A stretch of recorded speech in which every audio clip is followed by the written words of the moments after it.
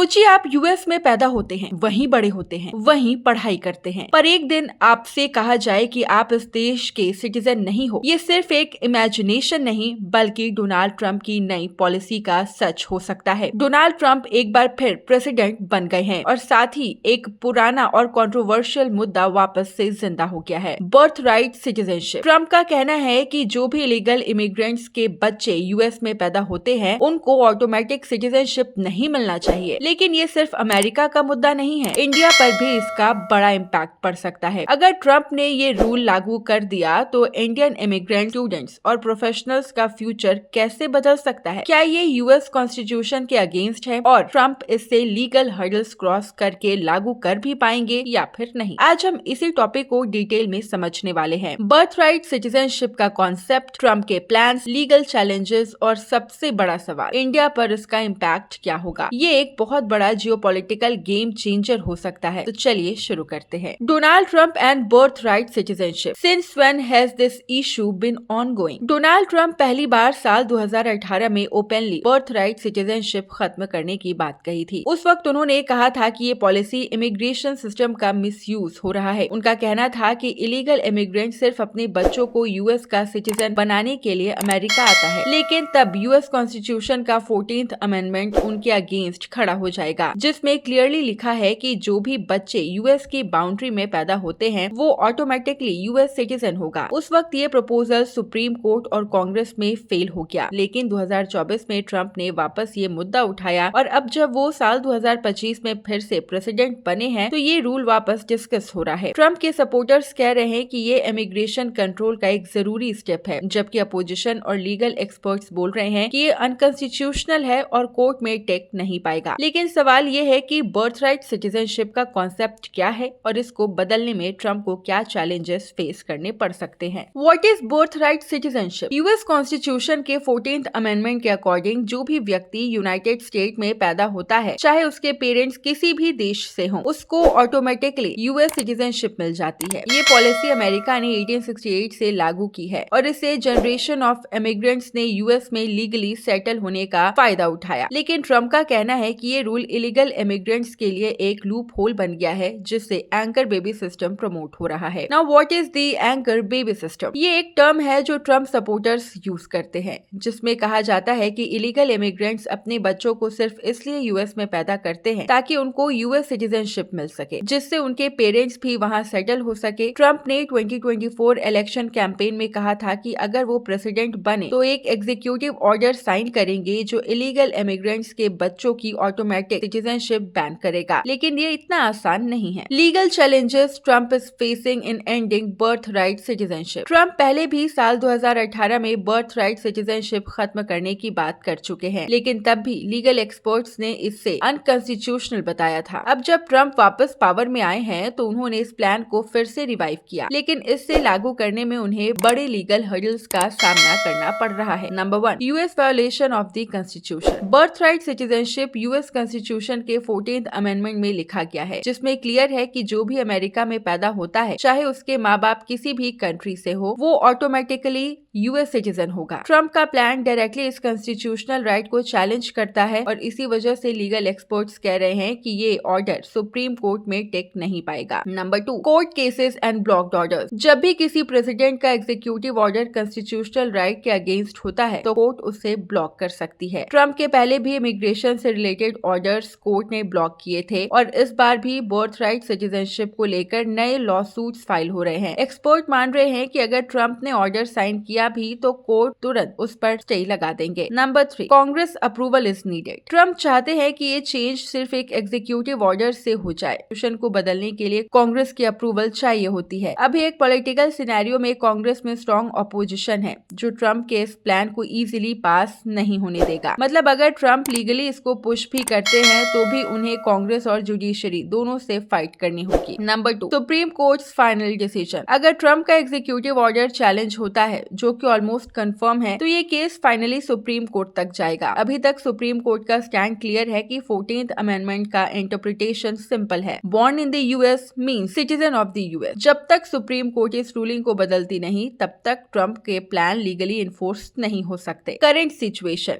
2025 update. अभी तक Trump इस इशू को अग्रेसिवली पुश कर रहे हैं, लेकिन कोर्ट ने उनके प्रपोज्ड एग्जीक्यूटिव ऑर्डर को अनकॉन्स्टिट्यूशनल डिक्लेयर कर दिया है। लॉ मेकर्स और civil rights groups already lawsuits file कर रहे हैं। कांग्रेस और जुडिशरी दोनों ट्रंप के अगेंस्ट दिख रहे हैं। इसलिए बर्थराइट सिटीजनशिप अभी भी सेफ है, लेकिन लीगल बैटल चल रही है। If birthright citizenship is revoked, what impact will it have on India? Number 1, impact on the future of the children of Indian immigrants. US में सेटल्ड इंडियन फैमिलीज के बच्चों को ऑटोमेटिक सिटीजनशिप नहीं मिलेगी अगर उनके पेरेंट्स परमानेंट रेजिडेंट नहीं है। साथ ही बहुत सारे इंडियन प्रोफेशनल H-1B वीजा पर काम करते हैं, लेकिन उनका ग्रीन कार्ड पेंडिंग है, तो उनके बच्चों के फ्यूचर पर सवाल खड़े हो सकते हैं। Number 2, challenges for Indian students in the US. India से हर साल 1 लाख प्लस स्टूडेंट यूएस में हायर स्टडीज के लिए जाते हैं। बर्थ राइट सिटीजनशिप बैन होने से यूएस में लॉन्ग टर्म सेटलमेंट का रास्ता और डिफिकल्ट हो जाएगा। यूएस में